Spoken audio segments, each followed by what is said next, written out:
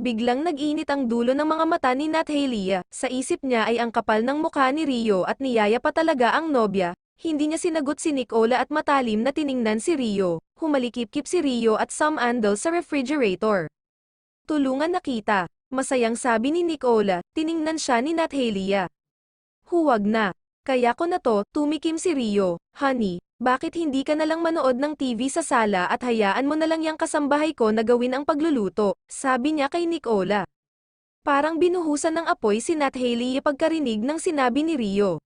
Tumawa si Nicola, ang lupit mo naman honey. Baka mamaya ay lagyan niya ng lason, sagot niya rin kay Rio.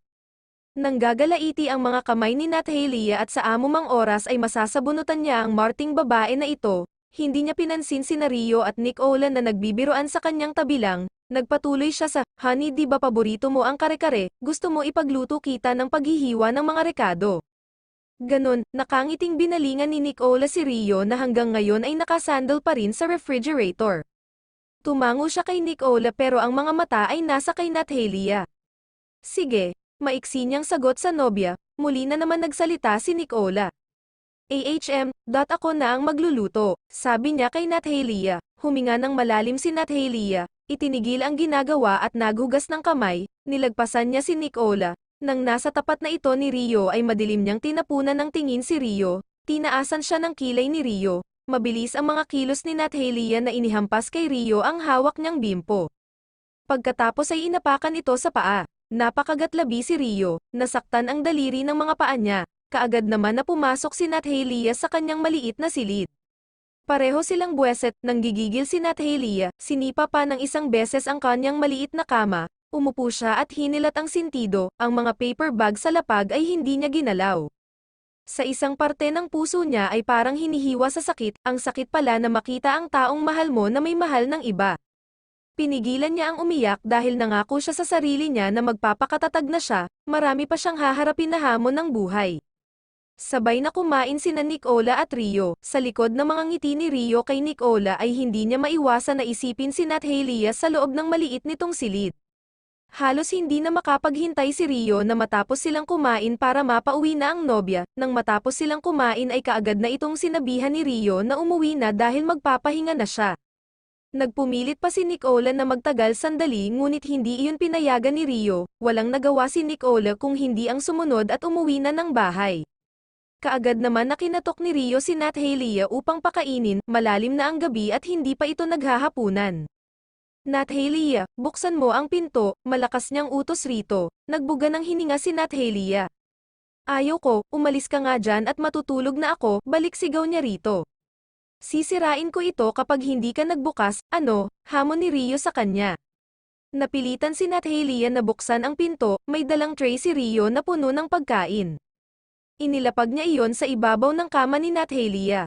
Kumain ka na, huwag kang magpalipas ng gutom, kalmadong sabi ni Rio sa kanila.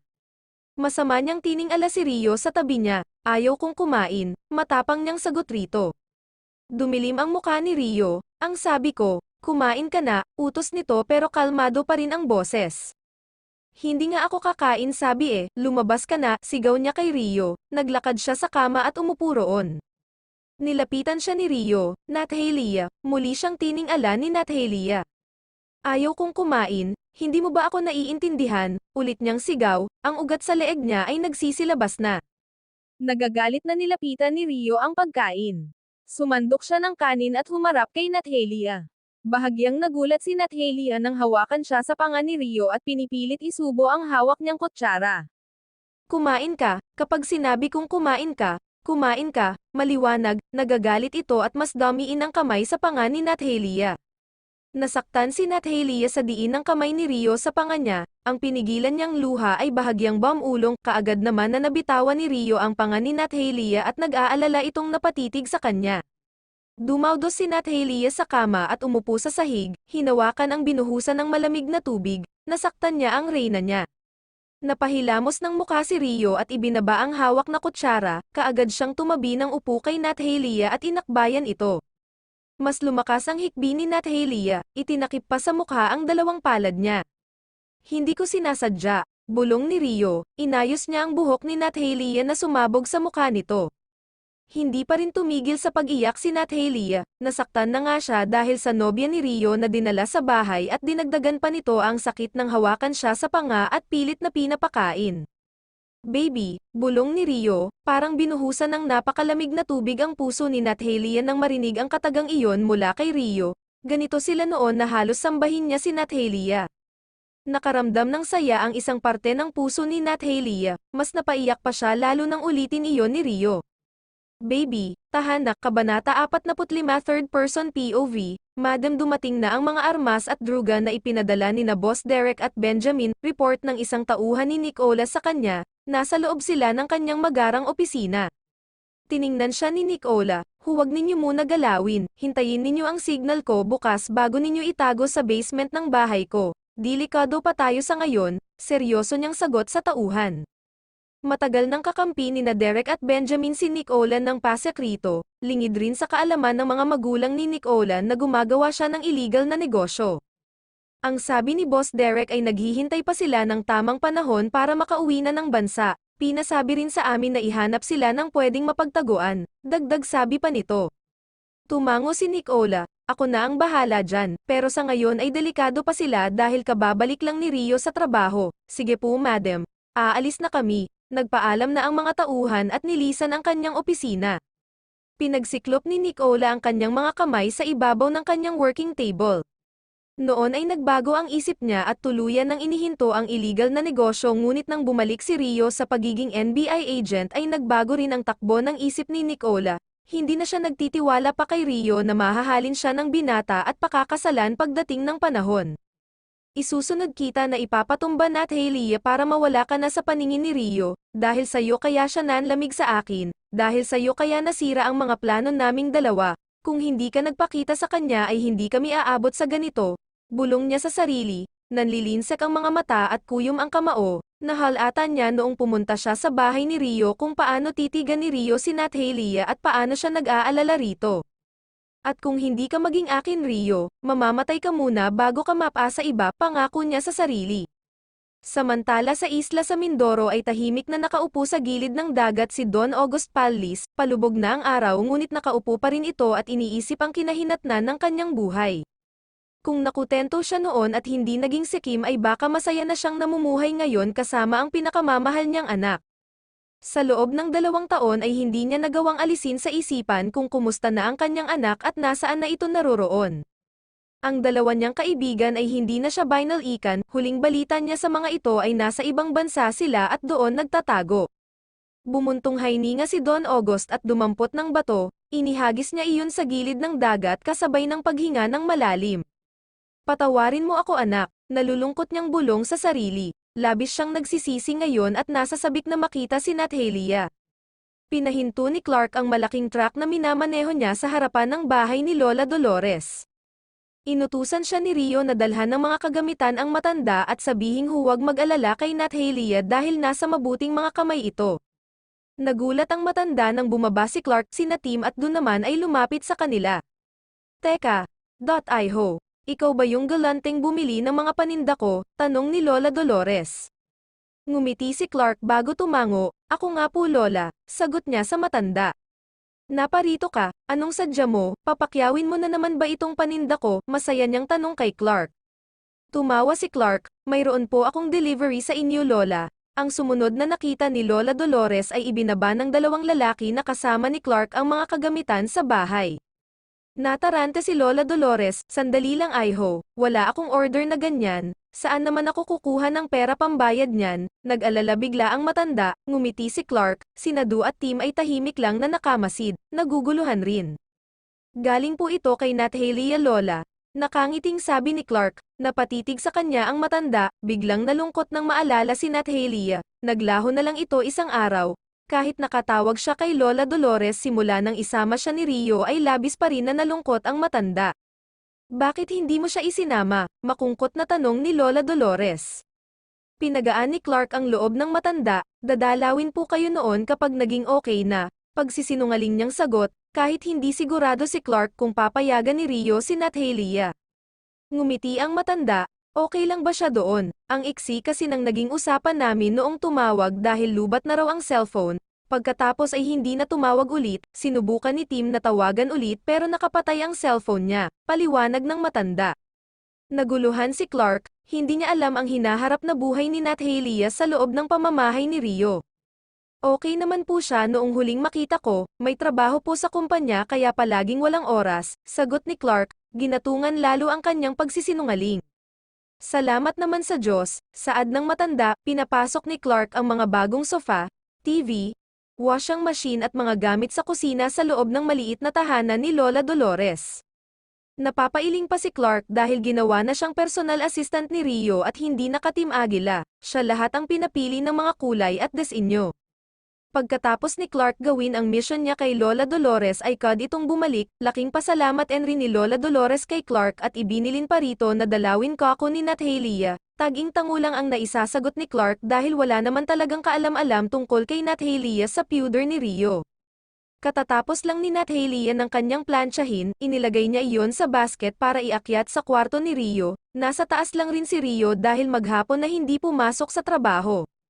Nang makapasok si Nat Helia sa kwarto ni Rio ay nagulat ito, nag-iimpake si Rio, aalis ba ito, nakaramdam ng kaba si Nat Helia, liwan ba siya ni Rio, hindi siya nilingon ni Rio, dahan-dahan na lumapit si Nat Helia sa kanya, inilapag ni Nat Helia ang bitbit na basket. Aalis ka, diretso niyang tanong kay Rio, tiningnan siya saglit ni Rio, pagkatapos ay ipinagpatuloy ang pag-iimpake. Saan ka pupunta, ulit na tanong ni Nat Helia, lumapit pa siya kay Rio. May trabaho ako mamaya, simpleng sagot nito, saan, hanggang kailan, kahit nakukulitan pa si Rio sa kanyang pagtatanong ay hindi niya ito tinantanan. Isinara ni Rio ang itim niyang packbag, hinarap si Nat Helia upang sagutin ngunit biglang nagring ang cellphone niya.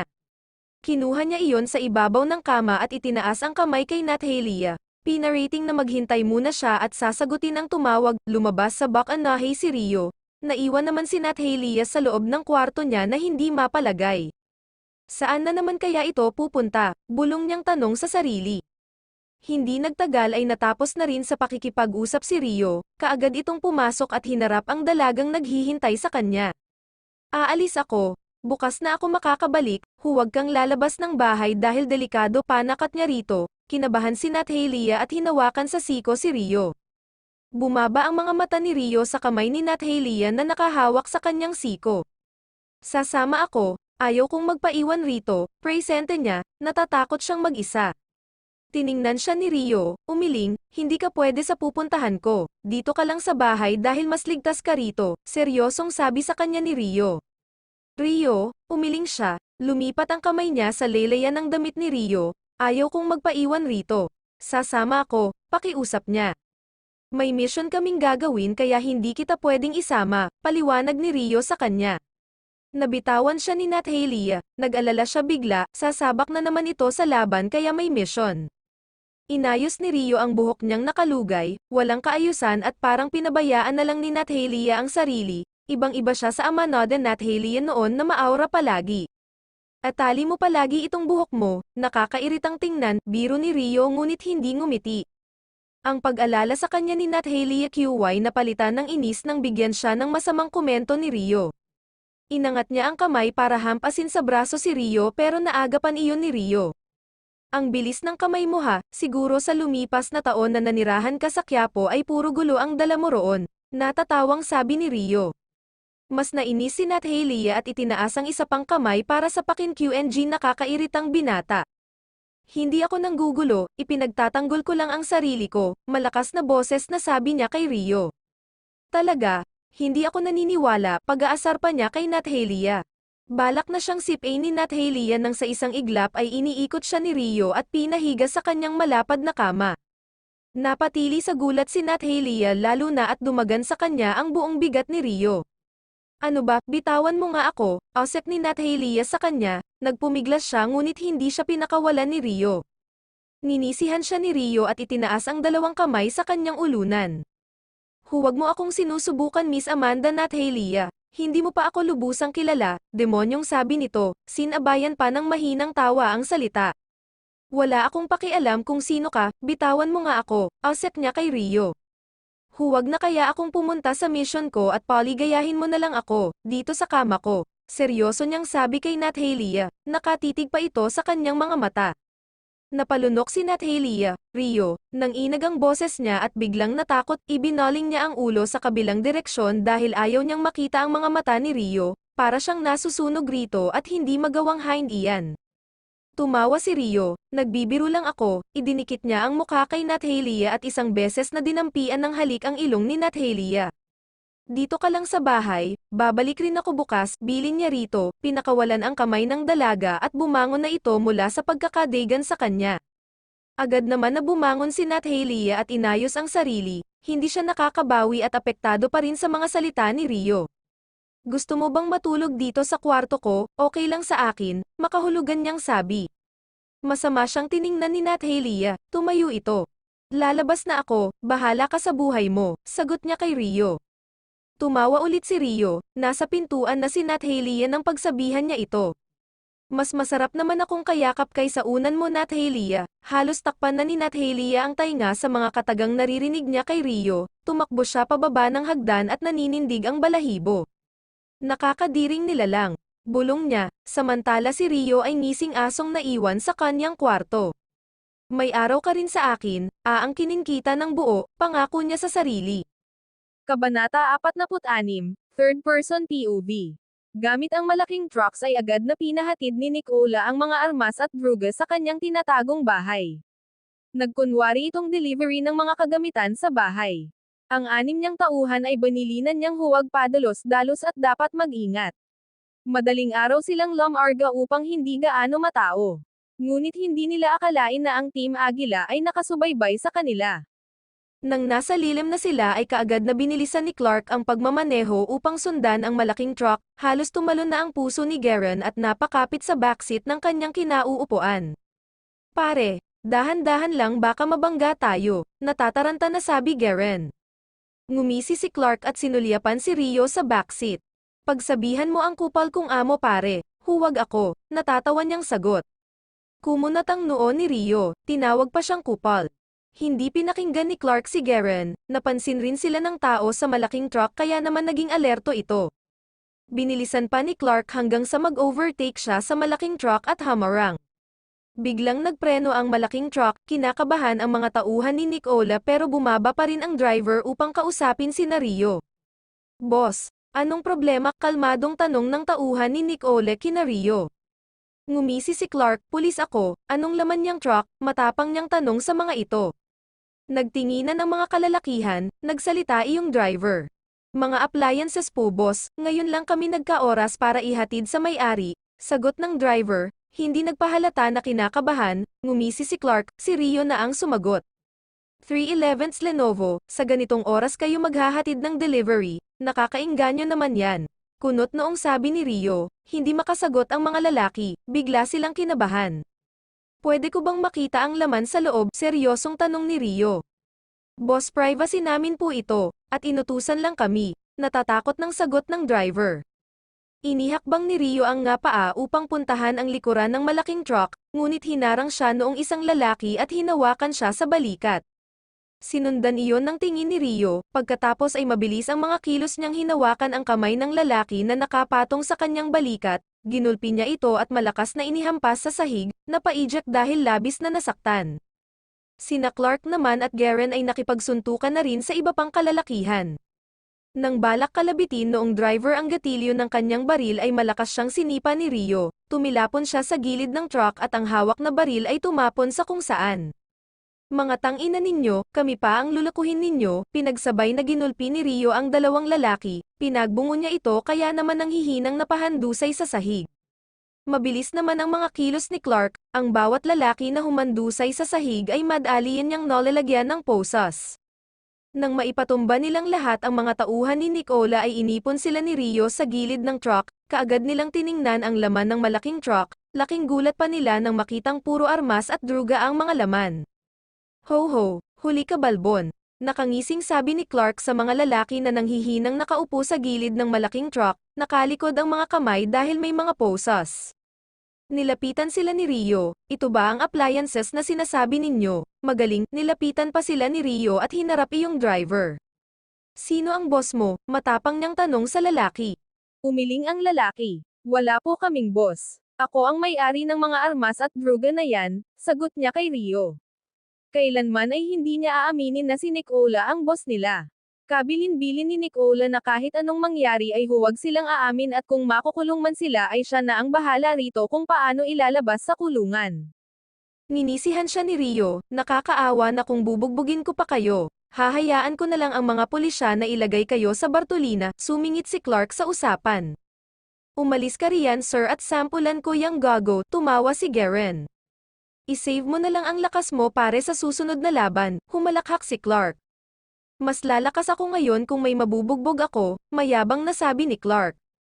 Pinagtawanan siya ni Garen at Rio, nang masuri nila ang lahat ng laman ng malaking truck ay kaagad silang tumawag ng pulisya, dinala sa presento ang mga lalaking tauhan ni Nicola pati na rin ang mga druga at armas. Hay nako, walang katapusan na druga at armas, bulong ni Clark.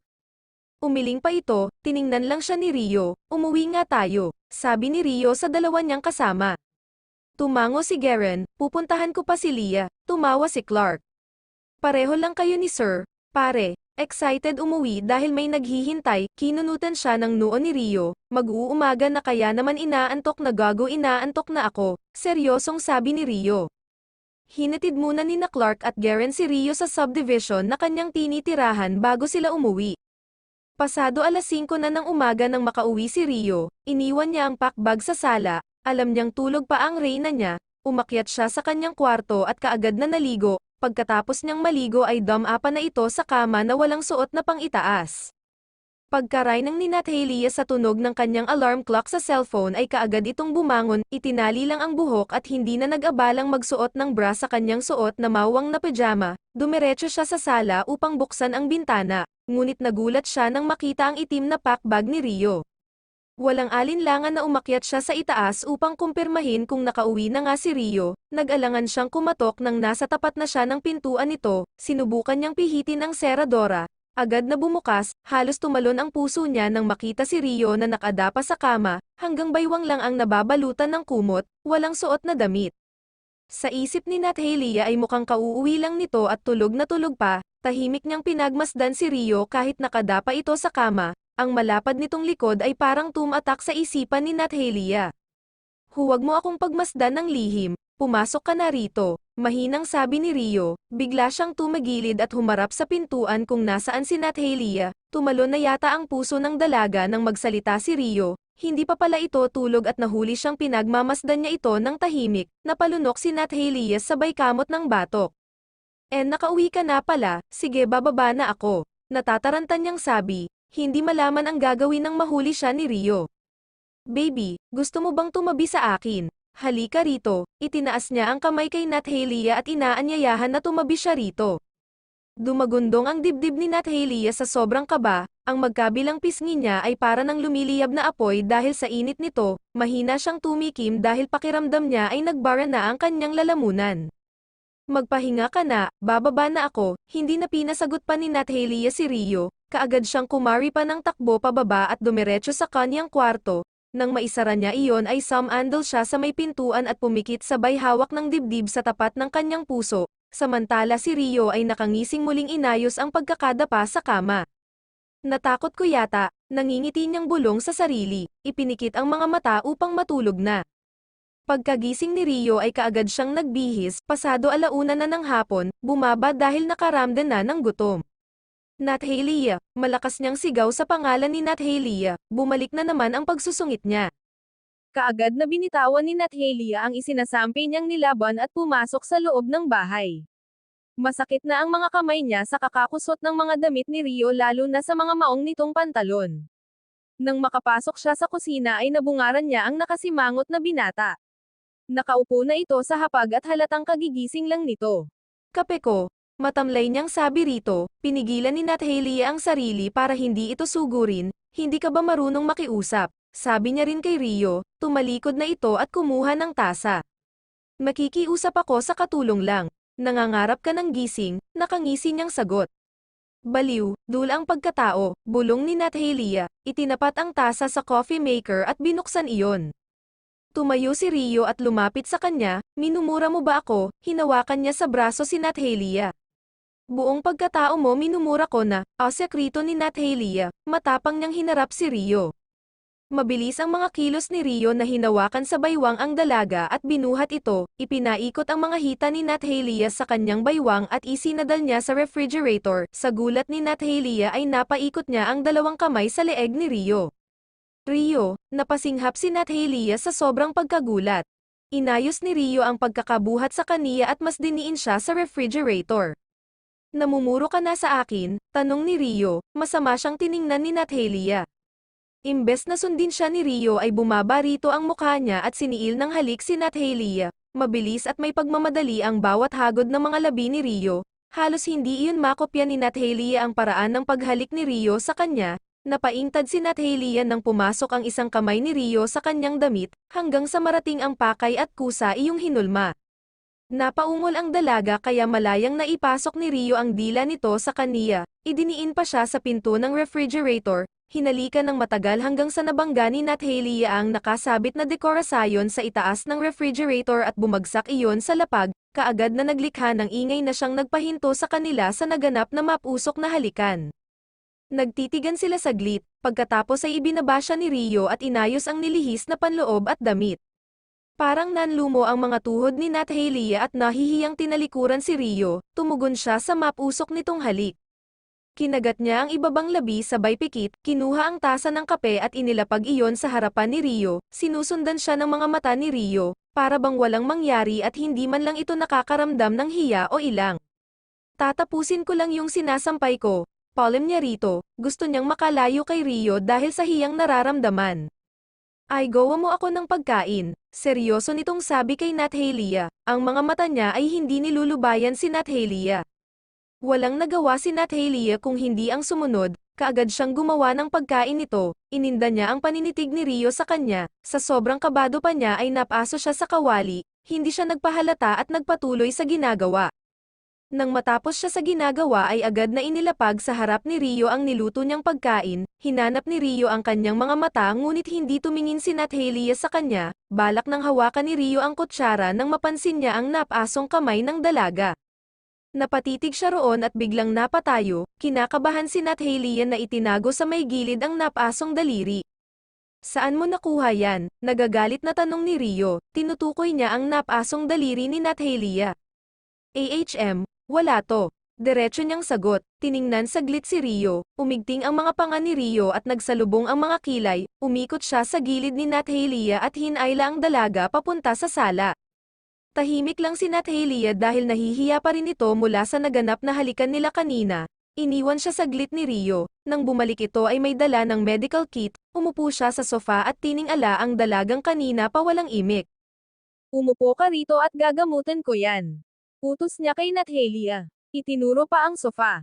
Hindi gumalaw si Nathalia. Ako na ang gagawa, sa kwarto ko na lang gagawin, hiramin ko muna yung medical kit mo. Sagot nito, hindi siya komportable sa biglang pabago bago ng mood ni Rio. Napasinghap siya ng hilain siya ni Rio at pinaupo sa kabilang hita nito, kaagad na pinaikot ni Rio ang isang kamay sa baywang niya upang hindi siya makaalis. Napalunok si Nathalia at nagbara ang lalamunan. Nagsimulang pairan ng gel ni Rio ang napaso niyang daliri, seryoso ito na para bang may kasalanan sa kaniya ang daliri ni Nathalia sa paraan ng pagkakatitig niya roon.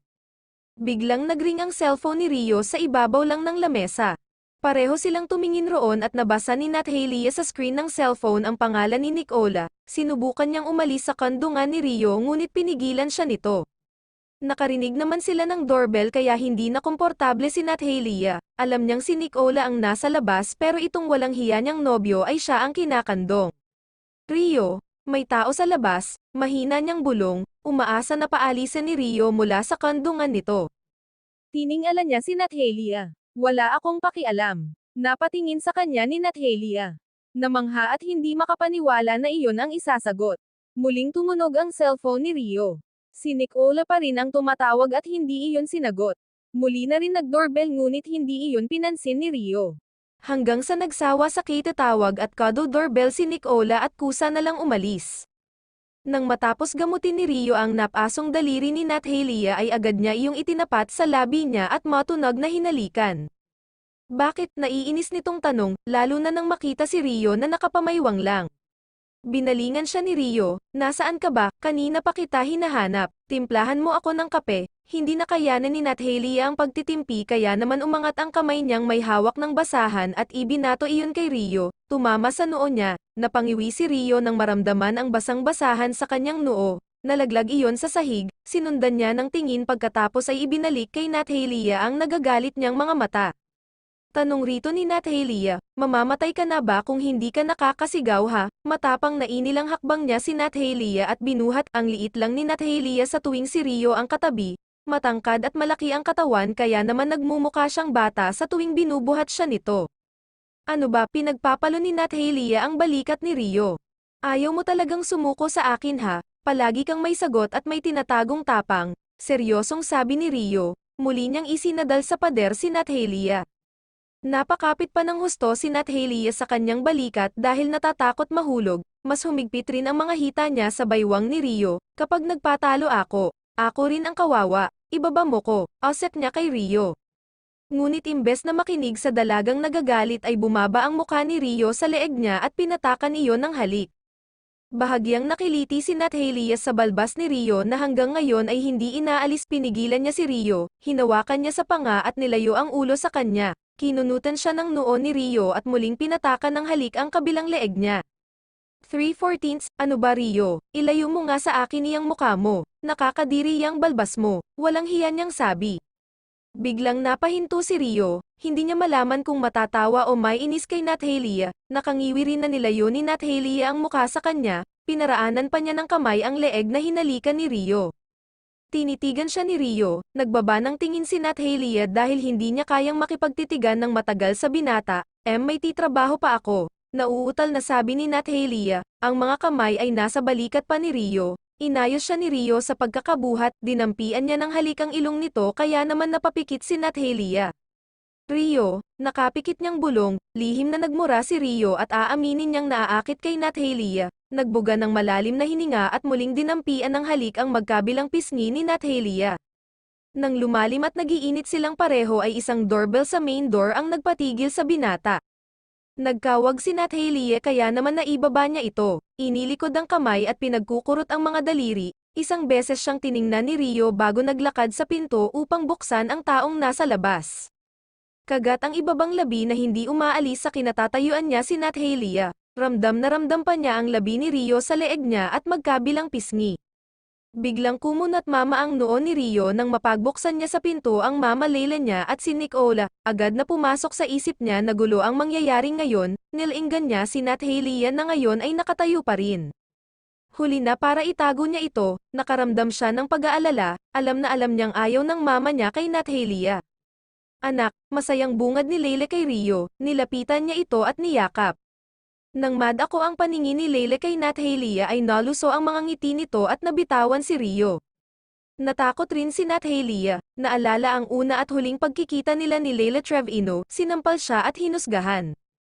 Napalunok siya at hindi malaman ang gagawin, gusto niyang takbuhin si Rio at yakapin upang magtago rito, pero paano niya gagawin kung mismong mama ni Rio ang taong kanyang kinatatakutan? Pumasok na rin si Nicola na may mga dalang plastic bag, kunwaring hindi alam ang pagitan ni Leila at Nat Hailey. Tiningala ni Leila si Rio, bakit siya narito, agad niyang panimula, may bahid na galit ang kanyang mababang boses. Ma, hinawakan ni Rio sa kamay ng ina, binalingan niya si Nat Hailey. Tapusin mo na ang trabaho mo, kalmado niyang sabi kay Nat Hailey. Tumango si Nat Hailey at agad na tumalikod, nang marating niya ang nililinis na banyo ay kaagad siyang magsara ng pintuan at sumandal sa pader, pumikit at hinahanap ang tamang pagtibok ng kanyang puso. Samantala agad naman na dinala ni Rio sina Nicola at ang mama niya sa kusina. Napadalaw ka ma, sabi ni Rio, pinaghila ng upuan ang ina. Alam mo bang pinuntahan kita sa penthouse mo pero wala ka doon, kung hindi ko pa nalaman kay Nicola na lumipat ka na pala ay wala na kaming kaalam-alam kung nasaan ka, nagtatampo nitong sabi sa anak, bumuntong hininga at pinanliitan ng mga mata ang anak. Ngumisi si Rio, tiningnan ang nobya na inaayos ang mga dala nilang pagkain. Kalilipat ko lang, sagot niya sa ina, nang ilagay ni Nicola ang mga pagkain sa refrigerator ay kaagad na bumulong si Leila kay Rio. Bakit narito ang makamandag na babaeng iyon ha? Seryoso niyang tanong, kumunat pa ang noo. Tiningnan siya ni Rio, nagkamot ng kilay, sasagutin na sana niya ang ina nang magsalita si Nicola. Mama, siya iyong kasambahay ni Rio, nakangiti nitong sabi, nagkukunwari na hindi kilala si Nathalia. Nginitian siya ni Leila, huwag mo sanang pag-isipan ng masama ang anak ko Nick, tapat naman ito sayo, paniniguro niyang sabi kay Nicola. Lihim na nagmura si Rio, tapat lang siya sa reyna niya at wala nang iba pa. Tumawa si Nicola, opo mama, kilalang kilala ko si Rio, mukhang masungit lang yan pero mabait naman, pagpuri niya kay Rio. Tumawa si Leila, panatag na ako, natatawa pa niyang sabi, binalingan si Rio, ipagluluto kita anak, nakangiti niyang sabi. Tumango lang si Rio at nagpaalam sa dalawa, iniwan niya sa kusina ang mama niya at si Nicola, pinuntahan niya si Nathalia, katatapos lang rin itong maglinis at iniipon na ang mga gamit. Kumunat ang noo niya nang makita si Rio, sisigawan na naman ba siya nito, kaagad na kinuha sa kanya ni Rio ang balde ng map na bitbit niya. Ako na, ay gawa mo na lang ako ng kape, sabi niya rito. Wow, kalmado ang pangit sa isip ni Nathalia, hinayaan niyang bitbitin ni Rio ang mga gamit nitong panlinis at sabay na silang pumasok sa kusina. Ngunit ang matatalim na mga tingin ni Leila at Nicola ay hindi nakaligtas si Nathalia, inilabas ni Rio ang gamit panlinis, tahimik lang rin si Nathalia na kumuha ng tasa upang timplahan ng kape si Rio. Para kay Rio ba yan, ako na ang gagawa, presente ni Nicola, hindi na pinasagot si Nathalia at kusa siyang tumayo sa tabi nito at inagawan ng gawain. Sige, tumango rito si Nathalia, nagulat pa siya nang tingnan siya pa ilalim ni Nicola. Parang may apoy ang mga mata at gusto siyang sunugin. Bamulong si Nicola, huwag ka sanang lumagpas sa bakod, sinisiguro kung malalagot ka sa akin. Mariin nitong sabi, naghatid iyon ng insulto kay Nathalia kaya naman nainganyo itong lumaban. Nang maramdaman niyang papasok na si Rio ay kaagad niyang kinuha ang kape at ibinuhos sa daliri niya, nagkunwari si Nathalia na napaso. Oh, hiyaw niya, nataranta si Nicola, alam niyang paka na lang iyon ni Nathalia. Tinakbo siya ni Rio, anong nangyari, galit nitong tanong.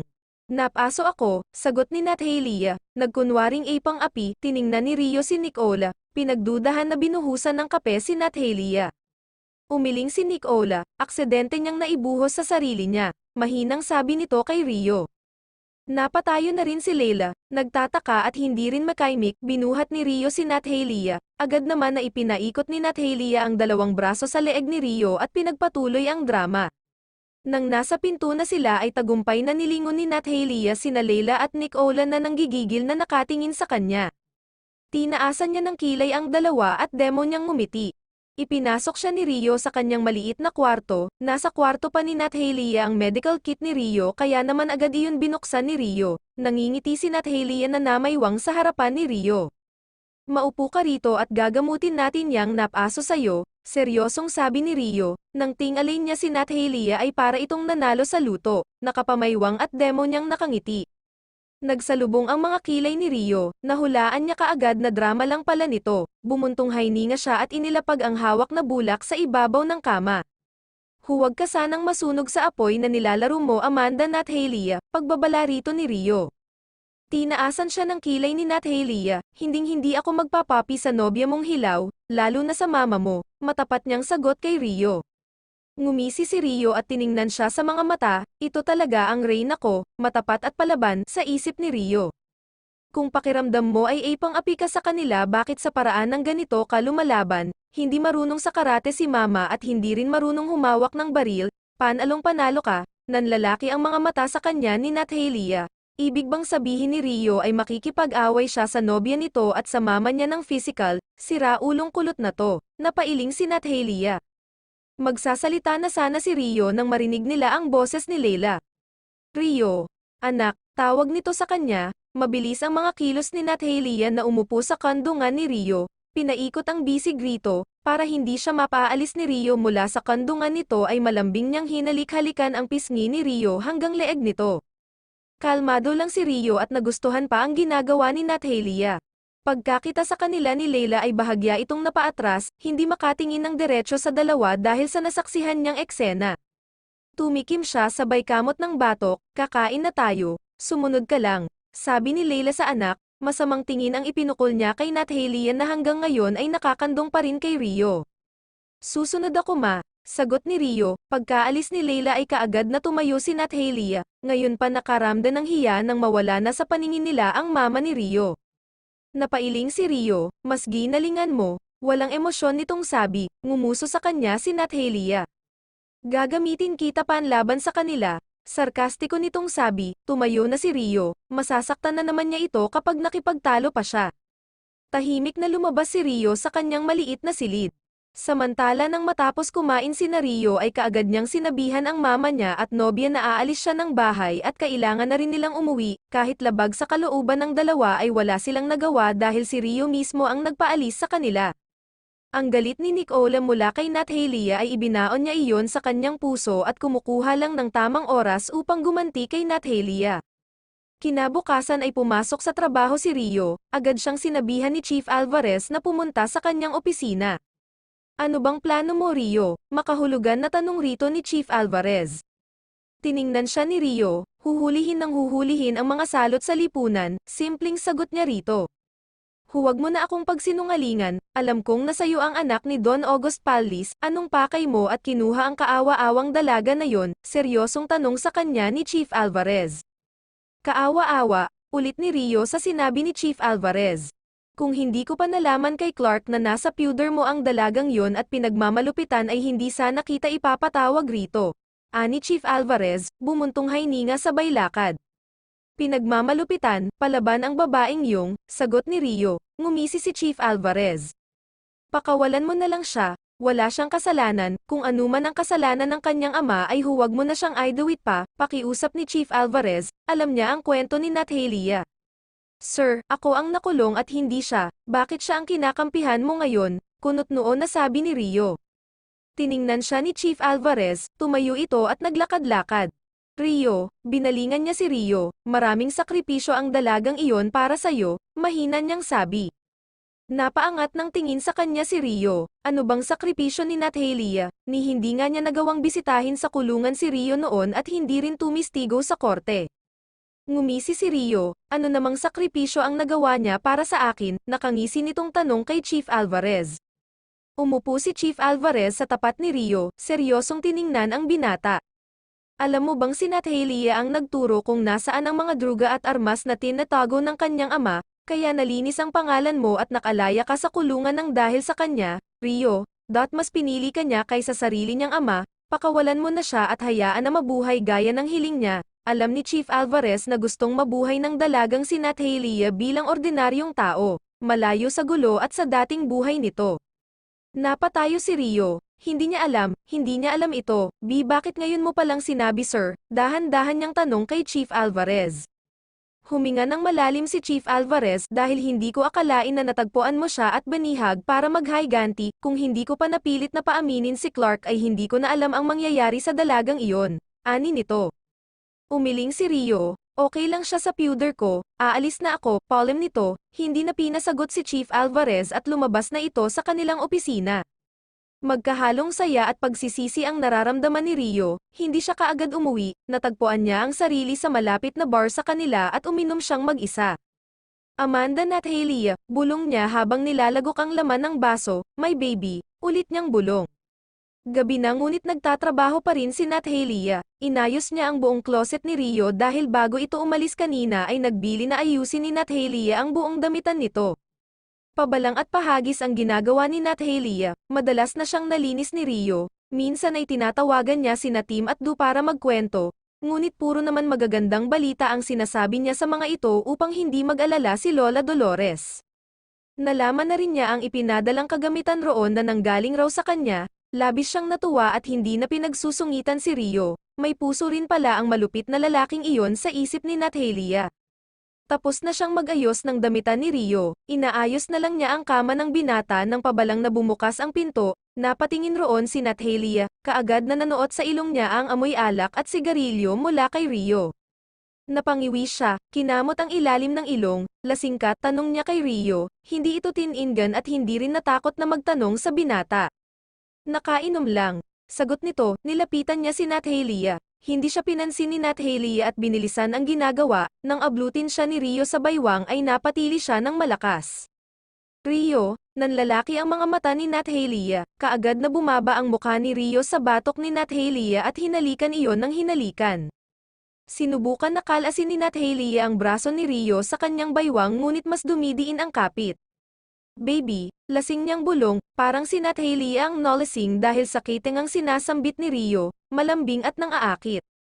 Baby, ulit niya, bitawan mo ako, lasing ka. Sabi rito ni Nathalia, nagpumiglas siya ngunit hindi nakawala, iniharap siya ni Rio sa kanya. Napapikit si Nathalia nang haplasan ni Rio ang kanyang pisngi sabay halik sa tungki ng kanyang matangos na ilong. Aking Amanda Nathalia, nanindig na ang balahibo ni Nathalia dahil sa mga katagang naririnig mula kay Rio, ibang-iba siya ngayon, nakakakilabot. Bababa na ako, magpahinga ka na, diretsyong sabi rito ni Nathalia. Umiling si Rio, kailangan kita, nagsitayuan ang balahibo sa may batok ni Nathalia, sa isang iglap ay kinalas ni Rio kay Nathalia ang long sleeve nitong suot, napasinghap si Nathalia at pinagkrus ang dalawang kamay sa dibdib, tanging bra lang niya ang nakatikip sa kanyang dibdib. Napaatras siya sa kama, kinuha iyon ni Rio na pagkakataon para maitulak siya sa kama at tuluyang mapahiga. Natatakot siya kay Rio kaya naman umatras ito sa headboard ng kama, hinayla ni Rio ang dalawa niyang paa, napadausdos siya sa gitna, gumapang sa kanya si Rio at tuluyang tinanggal ang mga saplot nito sa katawan. Hinalikan niya si Nathalia ng hinalikan, kahit labag sa kalooban ni Nathalia ay nagtagumpay siyang angkinin ni Rio ng buong buo. Tahimik na umiiyak si Nathalia sa tabi ni Rio, tanging kumot lang ang nakatapis sa mga hubad nilang katawan, wala na ang iniingatan niyang puri, pinwersa at kinuha sa kanya ni Rio, pinahid niya ang luha sa mga mata at sinubukan matulog, samantala si Rio ay himbing na natutulog sa kanyang tabi pagkatapos ng nangyari sa kanila. Kabanata 48 Third Person POV tanghali na nang magising si Nathalia, ang buong katawan ay sumisigaw sa sakit buhat ng ginawa sa kanya ni Rio sa buong magdamag, wala na rin sa kanyang tabi si Rio, hindi na niya ito naramdaman kung umalis man kanina.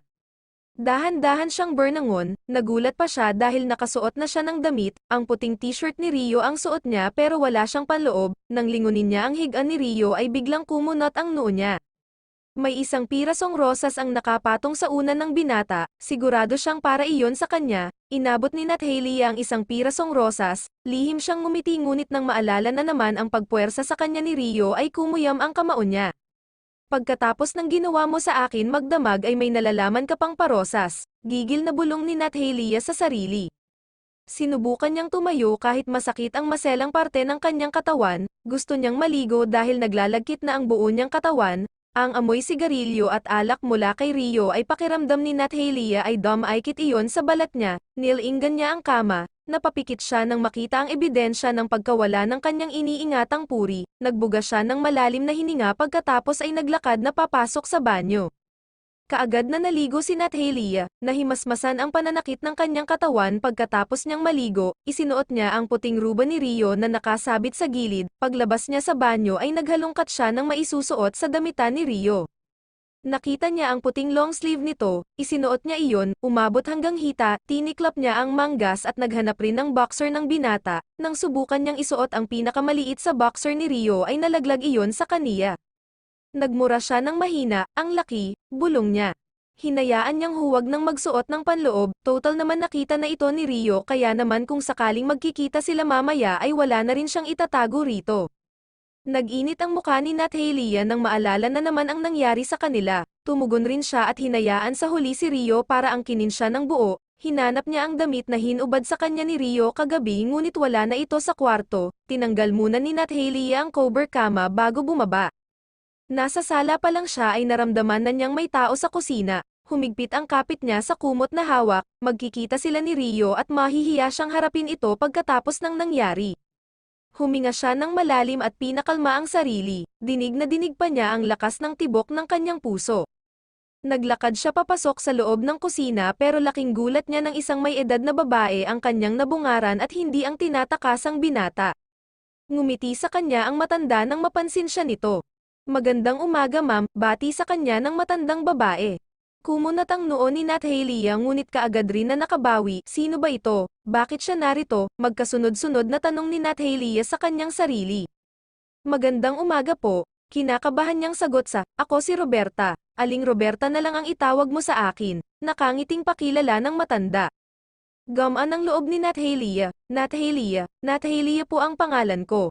Mahina niyang sabi, itinakip pa sa katawan ang hawak niyang kumot, nag-alala siyang baka mapunan ni Aling Roberta na wala siyang suot na panloob at baka pag-isipan siya ng hindi maganda, nakakahiya. "Kabilin-bilin sa akin ni Sir Rio na asikasuhin kayo paggising ninyo, kaya sabihin ninyo sa akin ang gusto ninyong kainin ma'am at nang may pagluto ko kayo." Napalunok si Nathalia, kumuha pa talaga ng kasambahay si Rio, hindi ba siya katento sa paglilinis niya? Magbibihis lang po ako, paalam ni Nathalia. Humakbang na siya papunta sa maid's room nang magsalita si Aling Roberta. "Ma'am Nathalia, pasensya na po at inipon ko na ang mga gamit ninyo. Ipinagutos po sa akin ni Sir Rio na iligpit ang mga gamit ninyo at paggising ninyo ay aayusin ko po sa loob ng kwarto ni Sir," paliwanag ng matanda. Napanganga si Nathalia, ano? Dahan-dahan niyang tanong, ngumiti ulit ang matanda. "Napagutusan lang po ako ma'am at hindi ko pwedeng suwain," sagot niya rito. Hindi na pinahaba pa ni Nathalia ang usapan nila, nahihiya pa rin siyang nagpaalam rito at kaagad na pumasok sa dati niyang kwarto, nadatnan nga niya ang mga gamit niyang nakaipon na at ready nang iakyat sa taas. Napailing siya, kumuha ng pamalit at kaagad na pumasok sa maliit niyang banyo. Hindi mo ari ni Rio kung magtatalo na ba siya sa tuwa o magdiriwang ng kasiyahan dahil nagtagumapay nga siyang makuha ang dalagang matagal nang pinapangarap. Napapangiti siya nang wala sa oras habang binubuklat ang kanyang hawak na folder. Nasa loob siya ng kanyang maliit na opisina kasama si Clark. Nang mapunan ni Clark ang pangiti-ngiti niya ay kumunat ang noon nito, ibinaba na rin ang hawak na folder at tiningnan ng maigi ang wala sa sariling amo. Tumikim si Clark, "Para saan ang mga ngiti na yan? Hulaan ko, naghiwalay na kayo ni Nicola no?" Magkasalubong ang mga kilay ni Clark sa kanya habang tinititigan siya nito ng maiigi. Mas lalong kumunat ang noo ni Rio, ang hina naman ni Clark sa isip ni Rio. Umiling siya kay Clark, tumikim ulit si Clark, isinadal ang likod sa upuan at nagdikwatro. "Alam ko na, inapi mo na naman si Miss Nathalia no, ikaw talaga sir. Tingnan mo kapag nanawa yan sa'yo," seryosong sabi rito ni Clark. Pumikit si Rio sabay hilit ng batok, "Anong inaapi, ulol, ako nga ang ipang api doon eh." Naiinis na sagot niya kay Clark. Tumawa ng malakas si Clark, "Biruin mong sa laki ng amo niya ay ipang api lang pala kay Miss Nathalia." Napailing si Clark, "Pareho talaga kayo ni Garen." Takot sa babae niya, natatawa pa rin ito habang inaasar si Rio. Hindi hamak na mas maganda naman si Miss Nathalia kaysa kay Nicola. "Bata nga lang at segurado akong ikaw ang mag-adjust kung magkataon na maging kayo dahil parang lolo ka na noon." Nakangisi sabi ni Clark, inasar pa ng inasar si Rio, umigting ang panga ni Rio. "Lolo, talaga ba? Masyadong malupit kung magsalita si Clark." Dinampot ni Rio ang ballpen sa tabi niya at ibinato iyon kay Clark. Natatawang umilag si Clark, hindi tumama ang ballpen sa kanya at nahulog iyon sa sahig. "Hayop," mariin na sabi ni Rio, nangingiti na rin ito sa kapolyahan ni Clark. 22 pa yata si Miss Nathalia, "Ang layo sa edad mo Mr. Trevino, gago, pakialam mo," asset niya kay Clark, nakangising nagkamot ng baba si Clark. Bakit ka nga nakangiti?" Ulit na tanong ni Clark, kinulit pa ng kinulit si Rio. Itinaas ni Rio ang folder sa kanya, "Lalabas ka ba ngayon din o babawasan ko ang sahod mo ngayong buwan?" Seryosong sabi kay Clark. Nalaglag ang mga balikat ni Clark, dahan-dahan na tumayo at masamang tiningnan si Rio. Taksil na nga, malupit pa, nang balak na siyang batuhin ni Rio ng folder niyang hawak ay natatawang tumakbo palabas si Clark. Napapailing si Rio habang nangingiti, palagi nga siyang talo kay Nathalia, asar talo pa siya kay Clark. Kahit wala sa sarili si Rio ay pinilit niyang mag-focus sa trabaho. Walang tigil pa rin ang pag-iimbestiga niya kung nasaan si Don August Pallis, at inaalam rin niya kung nakabalik na ba sa bansa sina Derek at Benjamin. Kumuha na rin siya ng isa pang tauhan upang ipasundan ng pasikrito si Nicola. Nakakatakot ang babaeng yun at kailangan niyang maging alerto lalo na at nasa pewder niya ang reyna niya. Samantala si Nathalia naman ay tinulungan maghapon si Aling Roberta na maglinis at mag-ayos ng kanyang mga gamit sa loob ng kwarto ni Rio. Wala na siyang nagawa kung hindi ang lumipat dahil si Aling Roberta na ang matutulog sa kanyang dating kwarto. May dalawa pang kwarto sa itaas na katabi ng kwarto ni Rio ngunit puro nakakandado, nagduda tuloy si Nathalia kung anong nasa loob at bakit nakasara. Tapos na siyang maghapunan ngunit wala pa rin si Rio, hanggang sa umakyat na siya sa itaas ay hindi pa rin dumadating si Rio. Bumuntong hininga siya, inayos ang kumot at pumailalim roon, hindi pa nag-iilang minuto ang kanyang pagpikit ay bumukas ang pinto. Nakaramdam siya ng kaba at biglang napalunok si Rio, dumating na. Agad na pumasok ito sa banyo, rinig na rinig pa ni Nat Helia ang lagaslas ng tubig. Nang lumabas si Rio mula sa banyo ay nakatapis lang ito, pumasok siya sa loob ng damitan niya at nagbihis. Sinulyapan niya ang dalagang tahimik na nakatagilid, alam niyang hindi pa ito tulog pero hindi man lang siya kinausap o sinalubong. Nagpapatawa ka Rio, si Nat Helia. Sasalubungin ka ng nakangiti, siguro sasalubungin ka ng sipa, iyon ang makatotohanan sa isip ni Rio. Nagbuga siya ng hininga. Itinaas ang kumot at tumabi kay Nat Helia. Nang ipaikot niya ang mga braso sa baywang ni Nat Helia ay bigla itong gumalaw. Sinubukan na kalasin ang malaki niyang braso. Hinigpitan iyon ni Rio at dinampyan siya ng halik sa batok. Mainit na bulong ni Rio. Nagsitayuan na naman ang mga balahibo ni Nat Helia. Ano ba, iwinaksi ni Nat Helia ang braso ng binata na siyang kinagulat nito, galit pa sa kanya si Nat Holland dahil sa pagpuwersa nito sa kanya. Hindi mo ba nagugustuhan ang ginagawa ko? Sarkastikong tanong ni Rio sa kaniya. Parang sinabuyan ng apoy si Nat Helia sa sinabi ni Rio, kaagad na umangat ang sipa niya at balak sipain sa mukha si Rio, naaga pa niyo ni Rio kaya naman dumagan siya kay Nat Helia. Ang bilis ng mga paa mo at kamay ha, nakangisi nitong sabi, inipit niya sa pagitang ng mga hita niya ang mga hita ni Nat Helia, kinuha ang magkabilang kamay ni Nat Helia at ginapos iyon sa ulunan niya.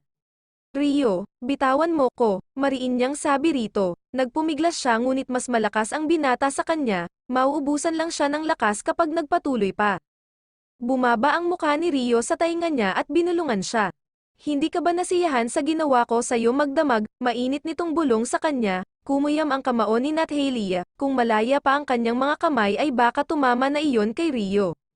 Mas gumaganda ka Amanda Nat Helia, pabulong niyang sabi rito, pinataka ng halik ang ibaba ng tainga ni Nat Helia. Kinamumuhian kita, paano ako masisiyahan sa ginawa mo sa akin, balik sigaw sa kanya ni Nat Helia, nagpumiglas ulit at nandidiring tiningan si Rio. Bitawan mo ko, nagagalit niyang utos kay Rio, nginisihan siya ng binata. Talaga, idinikit niya ang mukha kay Nat Helia, ang hininga ng dalaga ay ramdam na ramdam niyang bumubuga sa mukha niya. Gusto mo bang ipaalala ko sa iyo kung paano ka umungol at dinaing ang pangalan ko habang inaangkin kita ng paulit-ulit, nang aasar niyang sabi rito. Dinurin siya ni Nat Helia, nakakahiya ka, bitawan mo ko, napapikit si Rio, iningat ang braso at pinahid sa mukha niya. Mas naiinganyo akong angkinin ka Nat Helia, matulis ang dila, matalas ang pandinig, at higit sa lahat matalim kung titigan ako, ulit niyang asar dito. Balak siyang duran ulit ni Nat Helia pero bumaba ang mukha ni Rio sa kanya at siniil siya ng halik sa labi. HMMMP, impit na daing ni Nat Helia, mapagparusa ang mga labi ni Rio, madiin at halos kapusin siya ng hininga. Nang pakawala ni Rio ang labi ng dalaga mula sa malupit nitong halik ay kaagad siyang humiga at pinaibabaw ito sa kanya. Napasinghap si Nat Helia nang maramdaman ang umbok nito, ang dibdib niya ay dikit na dikit sa malapad na dibdib ni Rio, ang hita niya ay naipit sa pagitang ng mga hita ni Rio. Sinubukan niyang umalis sa ibabaw ng binata ngunit kinulong siya ni Rio sa higpit ng yakap. Hindi mo ba ako naririnig, bitawan mo ko, pasigan niyang utos kay Rio. Hinalikan siya sa noo ni Rio kaya naman biglang napapikit si Nat Helia, para siyang ginagayuman ng binata na sa tuwing malambot ito sa kanya ay para rin siyang nalalasing. Rio, bulong ni Nat Helia, binitawan siya ni Rio, napadilat siya at biglang nahiya, umalis siya sa ibabaw ni Rio at inayos ang sarili. Kung ayaw mo sa tabi ko, doon ka sa banyo, seryosong sabi sa kanya ni Rio, dumapa ito sa kama at ipinikit ang mga mata. Naiinis na umalis si Nat Helia sa kama at kumuha ng comforter, dinala niya ang unan niya at humiga sa lapag. Tahimik lang siya at pinakikiramdaman si Rio kung nakatulog na ba ito, hanggang sa tuluyan siyang alapinan ng antok.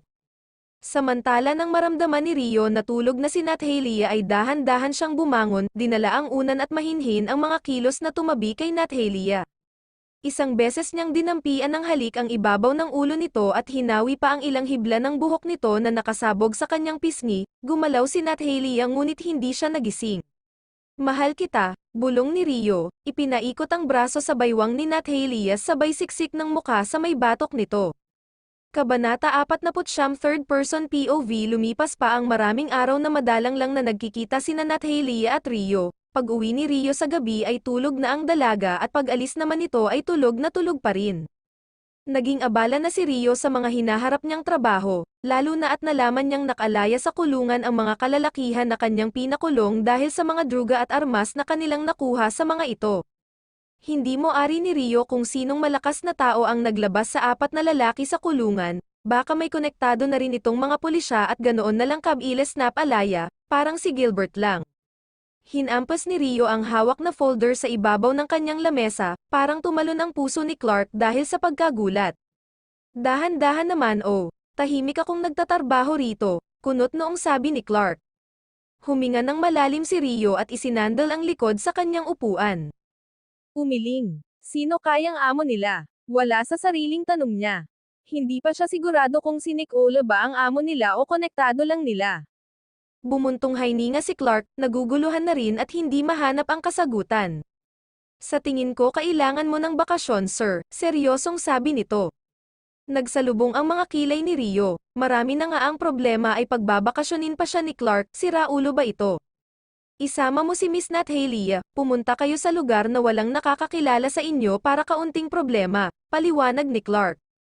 Sumang-ayon ang isip ni Rio, pero huwag muna sa ngayon, hindi niya sinagot si Clark, muling binuklat ang folder at pinag-aralan ng maiigi ang nilalaman noon. Samantala nang malaman ni Nicola na wala sa bahay si Rio ay kinuha niya ang pagkakataon upang gantihan si Nat Helia, pumunta ito bahay ni Rio. Umuusok sa galit at hindi na makapaghintay na ay patamba si Nat Helia, inipit pa niya sa maliit na tuwalya ang dala niyang maliit na patalim. Agad siyang nag-doorbell, pero laking gulat niya ng isang matandang babae ang magbukas sa kanya, nasaan kaya ang babaeng iyon, tanong sa isip ni Nicola. Nginitian siya ni Aling Roberta, sinong hanap ninyo ma'am, tanong rito ng matanda, natauhan si Nicola, ngumiti sa matanda. Narito ba si Rio, tanong niya rito, nagkunwaring maamo. Si Ma'am Nat Helia lang po ang narito, nasa taas po siya, sa kwarto nila, parang sinabuyan ng apoy si Nicola mula sa narinig sa matanda, ma'am, sa kwarto nila, hindi niya iyon makalimutan sa parte ng sinabi ni Aling Roberta, talagang nagtatabi na ang dalawa at iyon ang hindi niya mapapayagan. Pinilit niyang maging main ahon, nginitian ulit ang matanda. Kaibigan po nila ako. Masaya niyang sabi rito, agad naman siyang pinaunlakan ni Aling Roberta na pumasok sa loob, abala na rin ito sa kanyang labahin kaya naman hinayaan niya si Nicola na umakyat sa itaas para hanapin si Nat Helia. Nanlilinsek ang mga mata ni Nicola at kuyom ang kamao habang humahakbang paakyat sa hagdan, nang marating niya ang kwarto ni Rio ay kaagad itong kumatok. Itinigil ni Nat Helia ang ginagawang pagtutupi nang marinig ang kumatok, inaasahan niyang si Aling Roberta iyon at baka may kailangan. Lumapit siya sa pinto at binuksan, ngunit laking gulat niya nang makita si Nicola, umaapoy ang mga mata nito sa kanya. Ang magandang mukha niya ay hindi may pinta ang galit, napaatras si Nat Helia at biglang kinabahan. Nicola, bulong niya, hindi siya tinatanan ni Nicola sa kitititig, dinukot sa mamahaling shoulder bag ang baon niyang patalim, sinipan niya ang pinto kaya pabalang iyong sumara. Natakot si Nat Helia sa hawak nitong patalim, alam niyang para iyon sa kanya, nasaan ba si Rio, nagdalasal ng mahina si Nat Helia at inaasam na sana dumating si Rio, mahihirapan yata siya kay Nicola lalo na kapag magaling rin ito sa karate. Anong ginagawa mo? Tanong sa kaniya ni Nat Helia, naging alerto na rin ito kung sakaling sugurin man siya ni Nicola, nginisihan siya ni Nicola. Nang dahil sa'yo kung bakit nanlalamig sa akin si Rio at tuluyan akong inignora, kung hindi ka nagpakita sa kanya ay hindi kami aabot sa ganito kaya magbabayad ka ngayon, mariin nitong wika. Lumapit kay Nat Helia upang isaksak rito ang hawak niyang patalim. Nakailag si Nat Helia at hinawakan sa braso si Nicola, hindi siya tinamaan ng patalim ngunit nakatutok iyon sa mukha niya, matangkad si Nicola kaya naman iniwaksi niya si Nat Helia. Napahiga sila sa kama, nasa ilalim si Nat Helia at pinipigilan ang kamay ni Nicola upang hindi maisaksak sa kanya ang hawak nitong patalim. Papatayin kita ngayon, hindi ako papayag na maaga mo sa akin si Rio, sigaw nito, nangigigil at nagagalit ang mga kamay. Samantala si Aling Roberta ay walang kaalam-alam sa nangyayari sa itaas dahil abala ito sa kanyang labahin at nakasuot pa ng earphones. Muling idiniin ni Nicola ang kamay na may hawak na patalim kay Nathalia. Ginamit ni Nathalia ang lakas niya at si Nicola ang napailalim. Dinaganan niya ito at itinaas sa ulunan ni Nicola ang kamay na may hawak na patalim, ninisihan siya ni Nathalia, wala rin pala itong laban.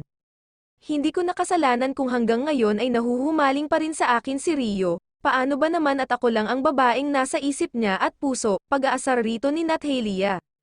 Nagpumiglas si Nicola sa ilalim niya, hayop kang babae ka, hindi mo maaga sa akin si Rio, mamatay ka muna, nagagalit niyang sigaw kay Nathalia.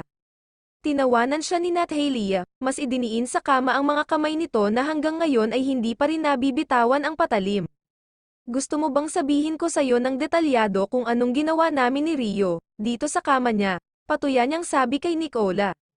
Nagliyab sa galit si Nicola, malandi ka, papatayin kita, pagbabanta niya kay Nathalia. Hindi ka nga makawala ngayon ay papatayin mo pa ako ang papatay sa'yo. Kinuha ni Nathalia ang patalim sa kamay nito at itinutok iyon sa leeg ni Nicola. Napalunok si Nicola at natatakot sa patalim. Kapag gumalaw ka, sigurado akong dadanak rito ang dugo mo, mariin na sabi ni Nathalia. Idiniin pa niya ang patalim kay Nicola. Nang manginig na sa takot si Nicola ay biglang bumukas ang pinto, sabay silang napalingon doon, biglang nabitawan ni Nathalia si Nicola nang bigla itong bumangon, tinakbo niya si Rio at nagtago sa likod nito, hindi binitiwan ni Nathalia ang patalim kahit alam niyang nakatingin roon si Rio. Rio, pipapatayin niya ako, sumbong rito ni Nicola. Nilinggan siya saglit ni Rio bago ibinalik ang mga mata kay Nathalia, umigting ang panga at salubong ang mga kilay. Hindi rin nagpaliwanag si Nathalia at hinayaan na lang na siya ang krimen. Kaagad na hinawakan ni Rio sa kamay si Nicola at hinayla sa labas, nalaglag ang mga balikat ni Nathalia na napaupo sa gilid ng kama. Hindi siya pinili ni Rio, panalo pa rin ang hilaw niyang nobya. Nang nasa labas na sila ng gate ay pabalang na iwinaksi ni Rio ang kamay ng nobya, nagulat si Nicola at napatingala kay Rio. Rio, mababang boses nitong sabi, matalim siyang tiningnan ni Rio. Huwag ka nang babalik rito, tapos na tayo. Namimilog ang mga mata ni Nicola at hindi makapaniwala mula sa narinig kay Rio. Ganon na lang kadali para kay Rio na maghiwalay sila, napailing siya. Dahil sa babaeng iyan kaya iiwan mo ko, Rio. Huwag mong kalimutan na siya ang dahilan kaya nakulong ka.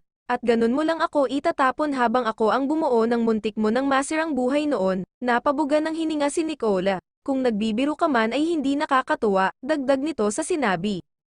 Seryoso siyang tiningnan ni Rio. Pakiusap Nicola. Huwag mo sanang sirain ang samahan ng mga magulang natin at bigyan ng hidwaan ang pagitan natin. Hinding-hindi kita patatawarin kapag nagkataon. Babala sa kanya ni Rio. Namimilog ang mga mata ni Nicola, nalaman na ba ni Rio ang tungkol sa mga illegal niyang gawain, nakaramdam siya ng kaba, kumalabog ang dibdib at hindi makasagot. Umalis ka na, pagkatapos sabihin iyon ni Rio ay tinalikuran na niya ito, mahigpit na isinara ang gate ng kanyang bahay at dirdiretso itong umakyat sa itaas. Nadatnan niyang nakaupo pa rin sa magulong kama si Nathalia, ang patalim ay nasa paanan na niya ito, tiningalan niya si Rio, nagagalit na nilapitan siya ni Rio. Anong pumasok sa isip mo at papatayin mo si Nicola, ako sa nito kay Nathalia. Napatayo si Nathalia, talagang pinaniwaalan niya ang nobya nitong hilaw, matalim siyang tiningnan ni Nathalia, talagang papatayin ko siya, sigaw niya kay Rio, hindi kailanman natakot. Hinablat siya sa braso ni Rio, at pagkatapos ay ipapaako mo na naman sa akin ang krimen na ginawa mo ha, madiin na hinawakan siya ni Rio sa braso. Biglang bumalik na naman sa alaala ni Nathalia ang aksidenteng nangyari noon 2 taon na ang nakalipas, nanlumo siya hanggang sa manubig ang kanyang mga mata. Pakawalan mo ako, nasasaktan ako, nangilid ang luha sa kanyang mga mata, naakusahan na naman siya at hindi pinanigan ni Rio. Idiniin pa ni Rio ang kamay sa braso nito, kahit anong gawin mo ay hinding-hindi ka makakawala sa akin. Madiin ang bawat bigkas ni Rio sa kanyang mga salita, itinulak siya ni Nathalia. Patayin mo na lang ako, mas gugustuhin ko pang mamatay kaysa makasama ka araw-araw dito sa empyerno mong bahay. Sinubukan niyang hilain ang braso nito mula sa mahigpit na pagkakahawak roon ni Rio, dumilim ang mukha ni Rio, nagsalubong ang kilay at matalim na tiningnan si Nathalia. Gusto mong mamatay? Tanong nito, ang mga panga ay nagagalit pati na rin ang mga kamao. Matapang siyang tiningnan ni Nathalia, Oo, kaysa nakikita ko ang pagmumukha mo, walang paabi na hinayla siya ni Rio palabas ng kwarto hanggang sa labas ng kanyang harden. Kinuha nito ang pala na nakatayo sa may gilid at ibinigay kay Nathaliya. Gusto mong mamatay ha? Sige. Hamukay ka ng libingan mo, sigaw niya kay Nathaliya. Natakot si Nathaliya dahil pakiramdam niya ay parang kulog at kidlat ang boses ni Rio habang sinisigawan siya. Pinilit na pinahawak sa kanya ni Rio ang pala, nanginginig ang kamay ni Nathaliya at ayaw iyon tanggapin. Anong hinihintay mo ha? Hamukay ka na ng libingan mo kung gusto mong mamatay, hukay. Pinilit niyang pinahukay si Nathaliya. Umiiyak itong umiling pero hindi siya pinakinggan ni Rio. Kusang hamukay ang kamay ni Rio gamit ang pala. Nagagalit ito at sa anumang oras ay makakapanakit. Ayaw mong hamukay ha? Sige, ako ang haukay ng libingan mo at ililibing kita ng buhay. Walang pagbabago ang galit ni Rio. Hinawakan siya sa kamay ni Nathaliya at pinigilan. Tama na. Hagulgol nitong sabi. Napahinto si Rio. Hinawakan ulit sa braso si Nathaliya. Pagkatapos ay pabalang na binitawan, napaupo sa lupa si Nathaliya. Ang luha ay walang tigil sa pag-agos sa kanyang mga pisngi. Naging karamay niya ang pala ng talikuran siya ni Rio. Punyeta, mariin na wika ni Rio. Nagagalit na pumasok sa loob ng bahay at tinungo ang library. Samantala ang kanilang kasambahay ay wala pa rin itong kaalam-alam sa nangyayari sa bahay. Pagkapasok ni Rio sa loob ng kanyang library ay nagbasag siya ng gamit, lahat ng nahagilap ng tingin ay pinagbabato niya iyon, hanggang sa wala na siyang mahawakan dahil puro bumagsak sa sahig, umupo siya sa sofa at sinabunutan ang ulo. Anong gagawin ko sa'yo Nathaliya? Pumikit siya sabay hinga ng malalim. Samantala isang oras na ang nakalipas ay nakaupo pa rin si Nathaliya sa lupa at tahimik na umiiyak. Bakit ba naging ganito ang kinahinatnan ng kanyang buhay? Minsan na niyang pinagdasal na sana ay hindi na lang siya nabuhay sa mundo, masyadong malupit ang mundo sa kanya at simula nang mamulatan niya ito ay puro sakit at paiti ang kanyang nararanasan. Umiyak siya ng umiyak, maraming beses niyang ibinulong ang pangalan ng daddy niya, nasaan na ba ito, sukong-suko na siya sa hamon ng buhay at gusto na niyang bumigay. Nang mahimasmasan si Rio ay kaagad niyang sinilip sa bintana si Nathaliya. Bigla siyang nag-alala dahil nakaupo pa rin ito roon, hapon na pero mainit pa ang sikat ng araw. Napapikit siya sabay hilit ng sentido, naglakad siya palabas at pinuntahan si Nathaliya. Nang maramdaman siya ni Nathaliya ay tiningalan niya ito, nabasa niya sa mukha ni Rio ang pag-aalala, kumuyam ang kamao niya at gusto niyang sugurin si Rio. Lumuhad sa harapan niya si Rio, hinawakan sa magkabilang braso ang dalagang nagagalit at pinagdikit ang kanilang mga noo. Pumasok ka na sa loob, maaraw rito, mababang boses niyang sabi. Sumangot si Nathaliya, parang sa simpleng pag-aalo lang sa kanya ni Rio ay natutunaw na siya. Hindi niya sinagot si Rio, ramdam na ramdam rin niya sa kanyang balat ang sakit ng araw, itinayo siya ni Rio, pinagpagpa ang mga damaykit na lupa sa may leggings nito. Pinagsiklop ni Rio ang mga kamay nila at hinayla na ito papasok sa kusina. Nang mapaupo niya si Nathaliya ay kaagad itong kumuha ng tubig at pinainom sa dalaga, hinawi pa niya ang buhok nito at siya na ang kusang nagtali. Nang masaid ni Nathaliya ang laman ng baso ay bigla itong tumayo, napatingin sa kanya si Rio, hinawakan siya sa kamay pero winaksi iyon ni Nathaliya. Huwag mo kong hawakan. Gigil nitong sambit, tinalikuran si Rio at umakyat na ito sa kanilang kwarto. Kabanata 50, Third Person POV, madaling araw pa lang ay nag-iimpake na si Rio, tinawagan niya si Clark at ipinaubaya rito ang kanilang trabaho, ang tungkol rin sa pag-iimbestiga sa grupo ng mga kalalakihan na nahulihan nila ng mga druga at armas ay ipinagpaliban muna niya. Gusto niyang umalis ng Maynila at dalhin sa tahimik na lugar si Nathaliya lalo na ngayon na panay ang away nila. Ang kanilang piloto ay natawagan na rin niya at pinaghanda ito dahil lilipad sila sa Mindanao. Gusto niyang dalhin si Nathaliya sa Cebu kung saan ang kanilang private resorts. Nang magising si Nathaliya ay hindi muna ito bumangon pero ramdam niyang wala sa tabi niya si Rio. Baka nga hindi iyon natulog sa tabi niya. Sa isip ni Nathaliya, matinding away ang nangyari sa kanila kahapon kaya hanggang ngayon ay masama pa rin ang loob niya kay Rio. Ikaw ba naman ang ililibing ng buhay? Anong mararamdaman mo? Nang tuluyan siyang maalimpungatan ay bumangon na ito. Laking gulat niya dahil may mga malita na sa sahig, hindi man lang niya naramdaman si Rio. Kung siya man ang nag-impake nito, sandali, aalis ba ito? Nakaramdan ng kaba si Nathaliya at tuluyang napatayo. Liwanan ba siya nito? Pinaikot niya ang paningin sa malawak na kwarto ng binata.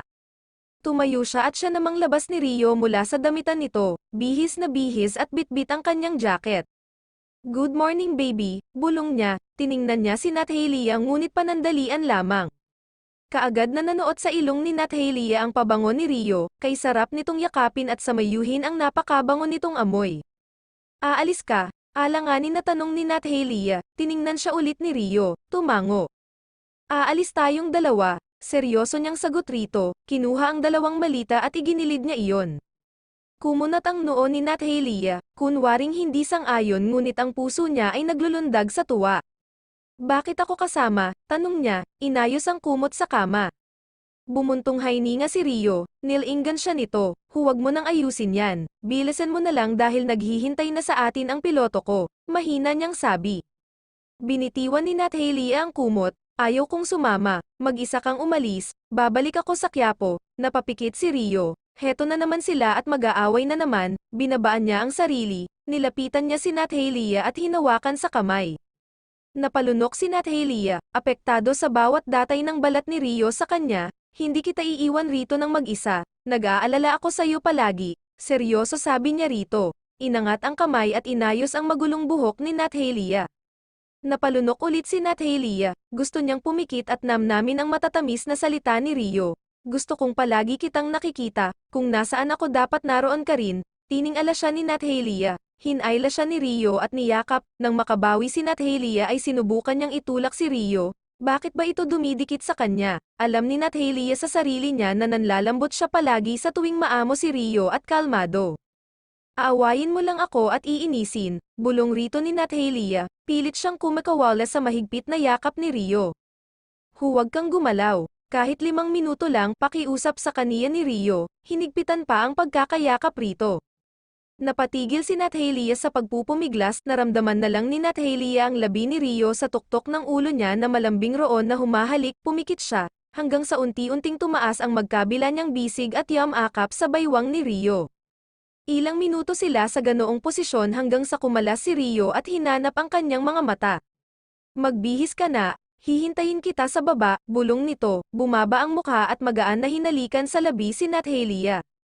Parang robot si Nathalia na hindi makagalaw, nagayuman na naman siya ni Rio kaya hindi na may hakbang ang mga paa, tsaka pa siya kumilos nang makaalis na si Rio sa loob ng kwarto nila na bitbit ang dalawang malita. Kaagad siyang naligo at nagbihis, sumuot lang ng puting long sleeve na nirolyo hanggang siko, pinarisan niya iyon ng itim na leggings, iyong binili sa kanya ni Rio. Kaagad siyang bumaba, nakita niyang nakatayo si Rio sa sala at mukhang siya lang ang hinihintay, tining-ala siya ni Rio. Habang papalapit siya rito ay hindi hinihiwalay ni Rio ang mga mata sa kanya.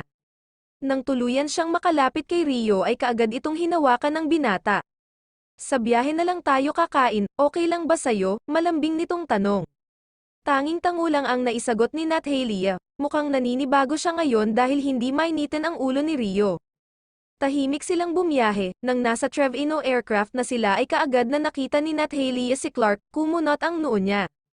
Kasama ba nila ito sa pag-alis? Bigla niyang natanong ang kanyang sarili. Nakangisi si Clark sa kanilang dalawa nang marating nila ang kinatatayuan nito.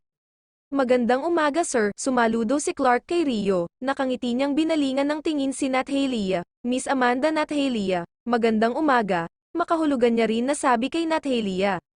Nahihiyang tumango sa kanya si Nathalia, ikaw ba naman ang maging laman ng dyaryo sa buong Pilipinas, anong pakiramdam? Nasaan si Anton? Tanong ni Rio, hinahanap ang kanyang piloto. Nasa helicopter na po sir, kayo lang ang hinihintay. Nakangisi pa rin na sagot ni Clark, tinapak siya sa balikat ni Rio. Salamat Clark, tumawa si Clark at nagkamot ng batok. Naway maging maayos na kayo, pinaglipat-lipat niya ng tingin si Rio at Nathalia, kumunat ang noon ni Nathalia, hindi niya makuha ang mga sinasabi ni Clark. Sige na, aalis na kami. Tawagan mo ako kapag may mga problema. Bili ni Rio kay Clark. Kinindatan siya ni Clark, opo sir, sumaludo ito kay Rio. Medyo kinakabahan si Nathalia habang nasa himpapawid sila, pero dahil mahigpit ang pagkakahawak ni Rio sa kanyang isang kamay ay mas malakas na yata ang tibok ng puso niya. Kalma lang si Rio sa kanyang tabi, minsan ay nililingon si Nathalia at tinatanong kung okay lang ba ito. Tanging tango lang ang naisasagot sa kanya ni Nathalia.